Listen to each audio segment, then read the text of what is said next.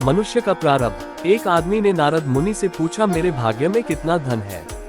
नारद मुनि ने कहा, भगवान विष्णु से पूछकर कल बताऊंगा। नारद मुनि ने कहा, 1 रुपया रोज तुम्हारे भाग्य में है।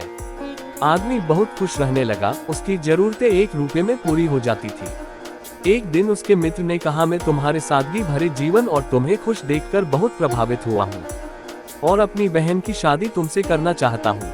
आदमी ने कहा, मेरी कमाई 1 रुपया रोज की है, इसको ध्यान में रखना, इसी में से ही गुजर बसर करना पड़ेगा तुम्हारी बहन को। मित्र ने कहा, कोई बात नहीं, मुझे रिश्ता मंजूर है।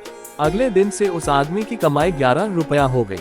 उसने नारद मुनि से पूछा कि हे मुनिवर, मेरे भाग्य में 1 रुपया लिखा है, फिर भी मुझे 11 रुपये क्यों मिल रहे हैं? नारद मुनि ने कहा, तुम्हारा किसी से रिश्ता या सगाई हुई है क्या? हाँ हुई है, उसने जवाब दिया। तो ये तुमको 10 रुपये उसके भाग्य के मिल रहे हैं, इसको जोड़ना शुरू करो, तुम्हारे विवाह में काम आएंगे। नारद जी ने जवाब दिया। एक दिन उसकी पत्नी गर्भवती हुई और उसकी कमाई 31 रुपये होने लगी। फिर उसने नारद मुनि से पूछा है, मुनिवर, मेरी और मेरी पत्नी के भाग्य के 11 रुपये मिल रहे थे, लेकिन अभी 31 रुपये क्यों मिल रहे हैं? क्या मैं कोई अपराध कर रहा हूँ या किसी त्रुटिवश ये हो रहा है? मुनिवर ने कहा, ये तेरे बच्चे के भाग्य के 20 रुपये मिल रहे हैं। हर मनुष्य को उसका प्रारब्ध भाग्य मिलता है।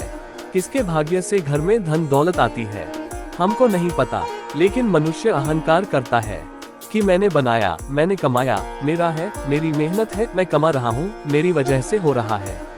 मगर वास्तव में किसी को पता नहीं कि हम किसके भाग्य का खा रहे हैं। इसलिए अपनी उपलब्धियों पर अहंकार कभी नहीं करना चाहिए।